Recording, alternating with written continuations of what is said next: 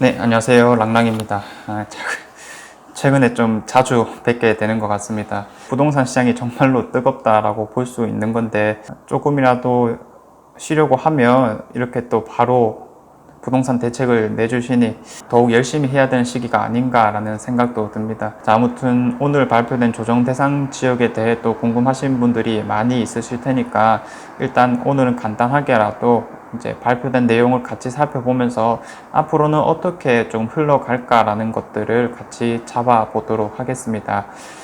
일단은 이 조정 대상 지역이라고 하는 것은 우리가 예상을 못했던 것은 아니었습니다. 유튜브에서는 제가 전에 올렸던 세금 특강 강의라든지 안 그러면 정말 직전에 올렸던 조정 대상 지역 가능성에 대해서라는 영상에서 확인을 또 할 수가 있었었고요. 집값들이 너무 이제 미쳐서 날뛰다 보니까 사실 조정 대상 지역이 되는 것은 어떻게 보면은 좀 쉬운 예상이었다 이렇게 바라볼 수도 있었을 것 같습니다.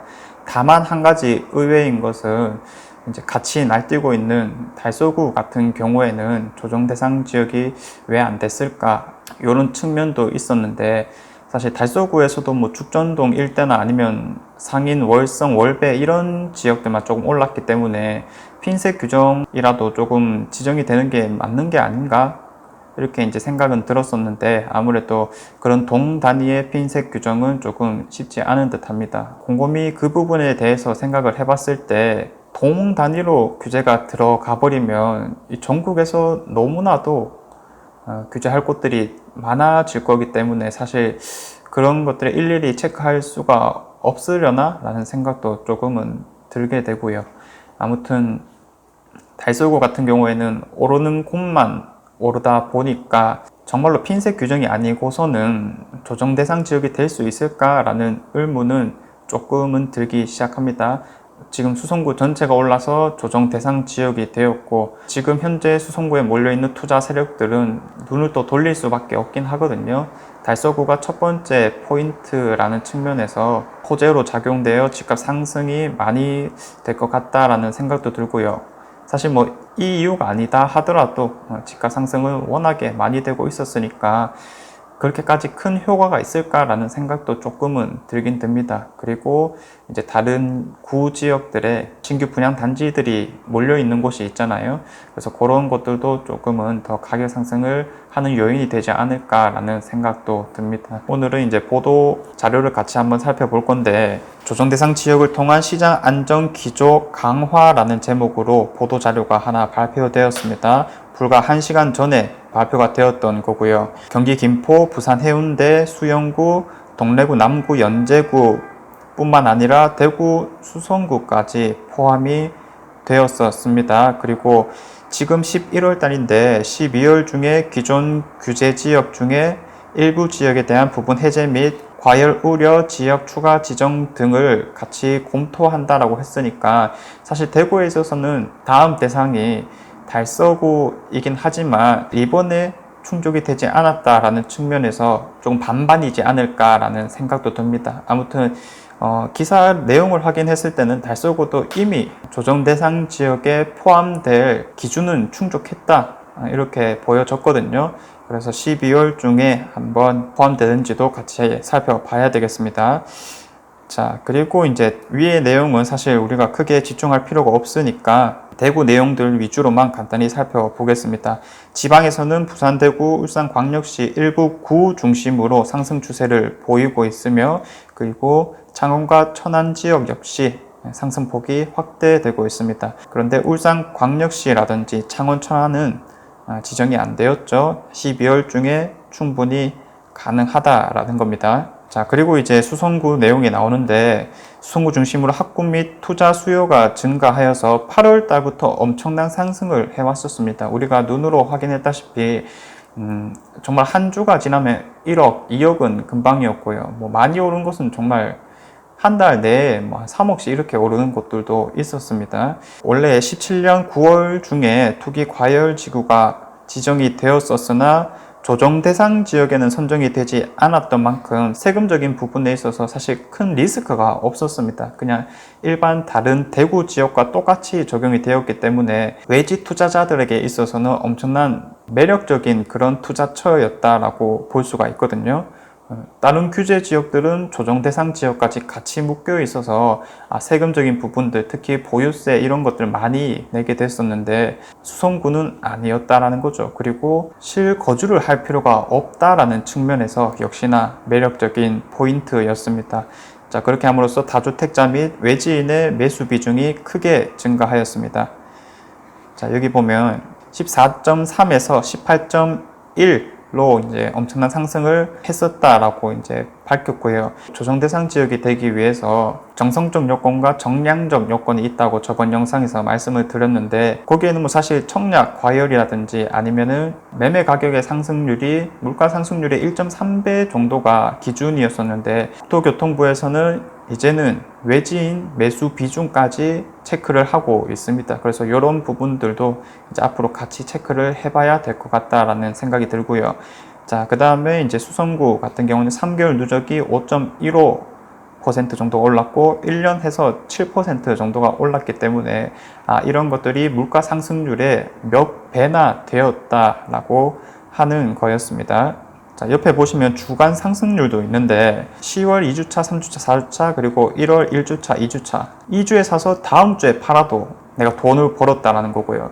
매주 거의 1%에 육박하는 상승률을 보이다 보니까 수성구에 어떤 아파트를 사더라도 다 돈이 되었다라는 측면이 있습니다. 어마어마하지 않습니까? 자, 조정 대상 지역으로 지정된 곳은 세제 강화 및 그리고 금융 규제 강화, 청약 규제 등이 강화됩니다. 이런 것들은 밑에 부분에 좀 더 자세히 나와 있으니까 좀 이따 같이 살펴보도록 하고요. 향후 추진 일정을 살펴보니 이제 급등 지역을 중심으로 상시 모니터링을 강화한다. 네, 좀 당연한 말이 있는 거죠. 자, 그리고 요거를 조금 살펴볼 필요가 있을 것 같은데, 현재 규제 지역 중에서 일부 지역에 대해 상세 조사를 진행 중으로 지정 후에 안정세가 확연히 나타나는 세부 지역에 대하여 필요시 규제 지역 일부 해제를 검토할 예정입니다. 그래서 읍면동 단위로 주택 가격 동향을 조사하겠다라고 했거든요. 규제 지역이 된 이후에 뭔가 확연한 수치 변화가 있다라고 하면 읍면동 단위로도 해제가 충분히 가능하다라는 겁니다. 그래서 뭐 사실 수성구라고 하더라도 이제는 읍면동 단위의 해제를 요청하는 것이 맞지 않겠느냐, 이런 생각도 조금은 들고요. 규제 지역 현황입니다. 제가 저번에 보여드린 표와 똑같은 건데, 자, 달라진 것은 부산에서 이제 조정 대상 지역들이 추가되었다라는 것, 그리고 대구 수성구는 원래 투기 과열지구만 해당이 되었었는데 이제는 조정 대상 지역까지 포함이 되었다라는 겁니다. 저번에 봤던 조정 대상 지역 지정 기준이었고요. 정량적 요건과 정성적 요건이 있었는데 이제는 외지인 투자 비율까지 같이 고려를 해봐야 된다는 사실 잘 기억을 하고 있으면 될 것 같고요. 자, 지정 효과로는 이런 것들이 있습니다. 자, 저번 시간에 조금 복습이 될 거거든요. 이제는 다주택자 분들에 대해서 양도세가 중과됩니다. 자, 원래 내야 되는 기본 세율에서 너가 두 번째 주택을 팔 때는 플러스 20%가 된다는 거고요.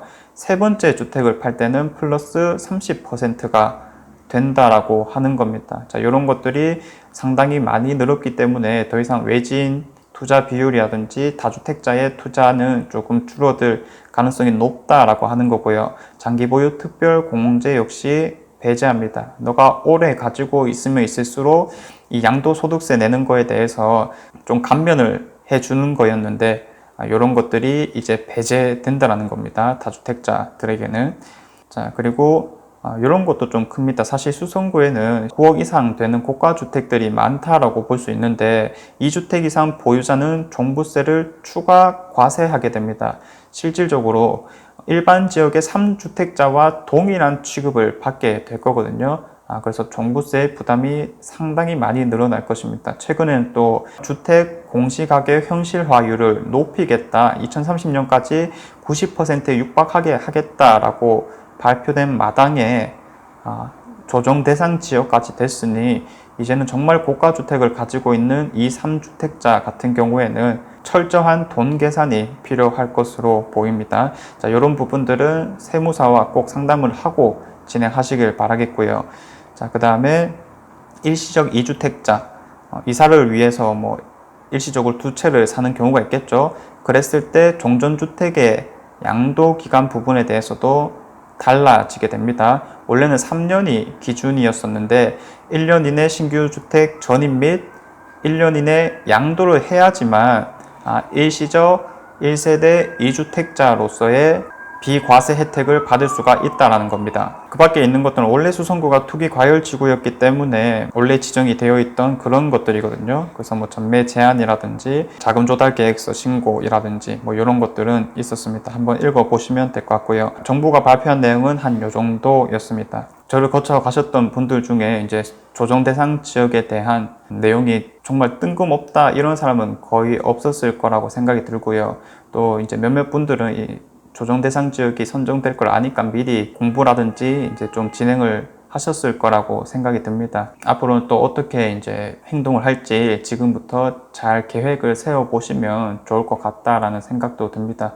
이 조정 대상 지역 선정에 대한 것들은 이미 다른 여러 사례들이 많이 있기 때문에 우리가 참고할 수 있는 정보는 많다라는 측면에서 많이 이제 공부해 보시길 바라겠고요. 그리고 이제 가장 중요한 거는 이제 지정이 되었으니 언제 또 해제가 될 것인가 이런 부분이잖아요. 기준 자체가 사실 3개월 정도가 기준이기 때문에 말 그대로 수성구가 3개월 동안 집값 하락 추세를 보이고 있다. 그러면 언제든지 해제 요청을 할 수가 있거든요. 좀 일심 단결해가지고 적어도 보합세라든지 아니면 약간의 하락세를 유지하게 된다면 충분히 3개월 뒤에도 해제는 될 수 있다는 점 잘 알고 있으면 될 것 같습니다. 제가 준비한 내용은 여기까지이고요. 다음에는 더 좋은 내용으로 한번 찾아와 보도록 하겠습니다. 감사합니다.